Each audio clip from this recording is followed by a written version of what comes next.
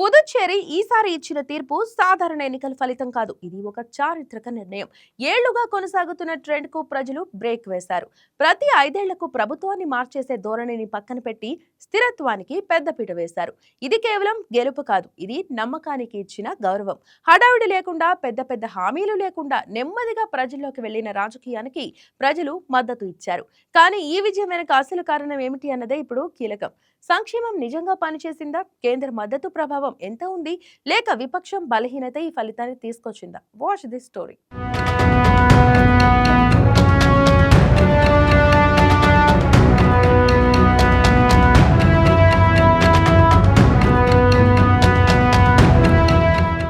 పుదుచ్చేరిలో NDA చారిత్రక విజయాన్ని తన ఖాతాలో వేసుకుంది.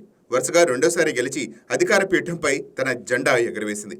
ఇప్పటి వరకు ఏ పార్టీకి కానీ కూటమికి కానీ సాధ్యం కాని ఘనతను అవలోకగా సాధించి చూపించింది. పుదుచ్చేరి చరిత్రలోనే వరుసగా రెండోసారి విజయం సాధించడం ద్వారా సరికొత్త రికార్డును సొంతం చేసుకుంది. 6 దశాబ్దాల రాజకీయ ప్రస్థానంలో ఈ ఘనత సాధించిన ఏకైక కూటమిగా చరిత్రలో సువర్ణాక్షరాలతో లిఖించుకుంది. బొక్కబలచటి రూపంతో పొడవాటి చేతులు, తెల్ల చొక్కా వేసుకునే ఓ పెద్దాయన నేతృత్వంలో సాధించిన ఈ విజయానికి దోహదపడిన కారణాలేంటో ఇప్పుడు చూద్దాం.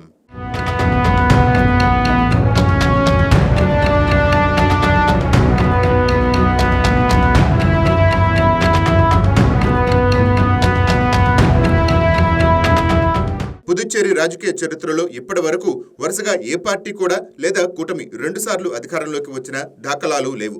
1964 నుంచి గమనిస్తే ప్రతి 5 ఏళ్లకు ఒకసారి ప్రజలు ప్రభుత్వాన్ని మారుస్తూ వచ్చారు. కానీ ఎన్ రంగస్వామి నేతృత్వంలోని ఎన్డీఏ ఈ రికార్డును తిరగరాసింది. 2021లో అధికారంలోకి వచ్చిన ఏఐఎన్ఆర్సీ బీజేపీ కూటమి మళ్లీ 2026లో కూడా విజయం సాధించింది. వరుసగా రెండోసారి గద్దెనెక్కింది.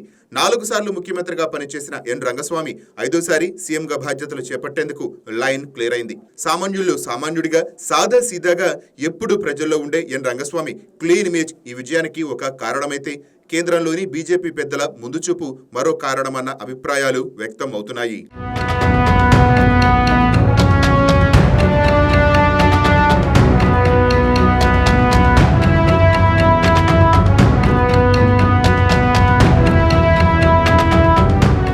కాంగ్రెస్ పార్టీలో ముఖ్యమంత్రిగా పనిచేసిన ఎన్ రంగస్వామి 2021లో అఖిల భారత ఎన్ఆర్ కాంగ్రెస్ అంటే ఏఐఎన్ఆర్సీని పార్టీని ఏర్పాటు చేసి ఎన్నికల బరిలో దిగి విజయం సాధించారు. ఆయన 2001లో తొలిసారి ముఖ్యమంత్రి అయ్యారు. 2006 నుండి 2008 వరకు రెండోసారి పదవిలో కొనసాగారు. 2011లో మూడోసారి ముఖ్యమంత్రిగా బాధ్యతలు స్వీకరించగా 2021లో 4వసారి పదవి చేపట్టారు. 1991, 1996, 2001, 2006 అసెంబ్లీ ఎన్నికల్లో వరుసగా 4 సార్లు ఎమ్మెల్యేగా తిరుగులేని విజయాన్ని నమోదు చేశారు. ఇక తొలిసారి ఎమ్మెల్యేగా గెలిచిన తరువాత 1991లోనే మంత్రిగా బాధ్యతలు చేపట్టారు. పుదుచ్చేరిలో ఈసారి ఎన్డీఏ కూటమి వరుస విజయానికి అనేక కారణాలు ఉన్నట్టు రాజకీయ విశ్లేషకులు అభిప్రాయపడుతున్నారు. గతంలో పుదుచ్చేరిలో ప్రభుత్వాలు మారటానికి ప్రధాన కారణం కూటముల్లో పార్టీల మధ్య అంతర్గత కలహాలు ఉండటం. అంతేకాదు కేంద్రంతో సఖ్యత లేకపోవటం. ఈసారి ప్రజలు స్థిరత్వాన్ని ఓటేశారన్న అభిప్రాయాలు వ్యక్తమవుతున్నాయి. కేంద్ర మద్దతు కోసమే ఎన్డీఏకు రెండో అవకాశం ఇచ్చారని విశ్లేషకులు చెప్తున్నారు.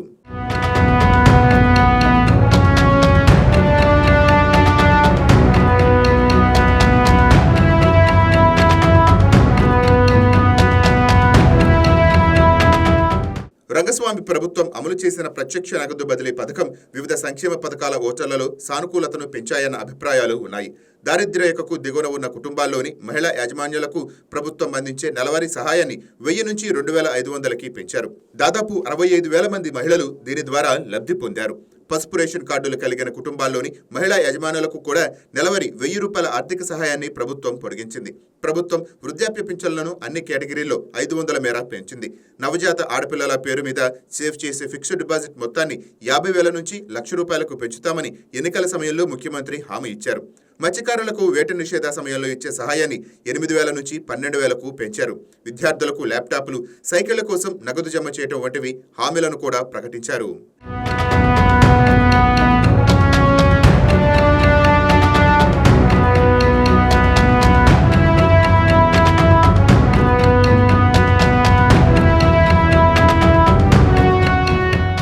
ఎన్నికలకు ముందు సీట్ల సర్దుబాటు విషయంలో కాంగ్రెస్ డీఎంకేలకు మధ్య విభేదాలు తలెత్తాయి. దాంతో కొన్ని చోట్ల మిత్రపక్షాలు ఎవరికి వారు బరిలో దిగటం కూడా ఎన్డీఏకు కలిసి వచ్చింది. ఇక నటుడు విజయ్ సారథ్యంలోని టీవీకే పార్టీ మొదటిసారి బరిలో దిగి యువత ఓట్లను ఆకర్షించింది. ఇది ప్రధానంగా ప్రతిపక్ష ఓట్లను చీల్చి ఎన్డీఏ విజయానికి పరోక్షంగా తోడ్పడింది. పుదుచ్చేరి చరిత్రలోనే అత్యధికంగా 91.23% ఓటింగ్ నమోదు కావడం కూడా అధికార పార్టీకి అనుకూలంగా మారినట్టు విశ్లేషకులు భావిస్తున్నారు. రంగస్వామి వ్యక్తిగత ఇమేజ్ ఈ కీలక విజయానికి దోహదపడింది. రంగస్వామిని పుదుచ్చేరి ప్రజలు మక్కలిన్ మస్తల్వార్ అని పిలుచుకుంటారు. అంటే ప్రజల ముఖ్యమంత్రి అని అర్థం. ఆయన నిరాడంబరత, సామాన్య ప్రజలకు అందుబాటులో ఉండటం, ఆయనకున్న క్లీన్ ఇమేజ్ మహిళా ఓటర్లను, గ్రామీణ ప్రజలను విశేషంగా ఆకర్షించింది. గత 5 ఏళ్లలో కేంద్ర సహకారంతో రహదారులు, స్మార్ట్ సిటీ ప్రాజెక్టులు, పర్యాటక రంగాల్లో చేపట్టిన అభివృద్ధి పనులు మధ్యతరగతి ఓటర్లను ఆకట్టుకున్నాయి. పుదుచ్చేరిలో కొత్త పరిశ్రమలను ఆకర్షించడానికి ప్రభుత్వం ఇచ్చిన విద్యుత్ రాయితీలు, పన్ను మినహాయింపులు యువతకు ఉపాధి అవకాశాలు పెరుగుతాయనే ఆశను కల్పించాయి. కాంగ్రెస్ పార్టీలో అంతర్గత కుమ్మలాటలు, డీఎంకేతో సరైన సమన్వయం లేకపోవడం వల్ల విపక్షం ప్రజల్లో బలమైన ప్రత్యామ్నాయంగా కనిపించలేకపోయింది.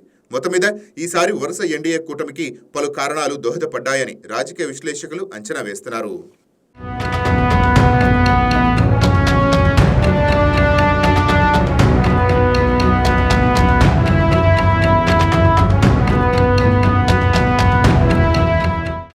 మొత్తానికి పుదుచ్చేరి ప్రజలు ఇచ్చిన ఈ తీర్పు చాలా స్పష్టంగా ఒక విషయం చెప్తోంది. పనిచేసే ప్రభుత్వాన్ని ప్రజలు మళ్లీ మళ్లీ అనుకుంటారు. ఒక నాయకుడిపై నమ్మకం ఏర్పడితే అది ఓటుగా మారుతుంది. ఈసారి అదే జరిగింది. సంక్షేమం ప్రజలకు చేరింది, అభివృద్ధి కనిపించింది. అందుకే ఫలితం మారలేదు. అదే సమయంలో విపక్షం బలమైన ప్రత్యామ్నాయం ఇవ్వలేకపోవటం కూడా ఈ ఫలితాన్ని ప్రభావితం చేసింది. కానీ ఇప్పుడు అసలు పరీక్ష మొదలవుతుంది. ఎందుకంటే రెండోసారి వచ్చిన గెలుపు మరింత పెద్ద బాధ్యతను తీసుకొస్తుంది. ప్రజలు ఈసారి ఇచ్చింది కేవలం ఓటు కాదు, ఒక నమ్మకం. ఆ నమ్మకాన్ని నిలబెట్టుకోవటం ఇప్పుడు ప్రభుత్వం ముందున్న అతిపెద్ద సవాల్. ఎందుకంటే ఈ స్థాయి అంచనాలను అందుకోలేకపోతే అదే ప్రజలు మరోసారి తీర్పు మార్చడానికి వెనుకాడరు.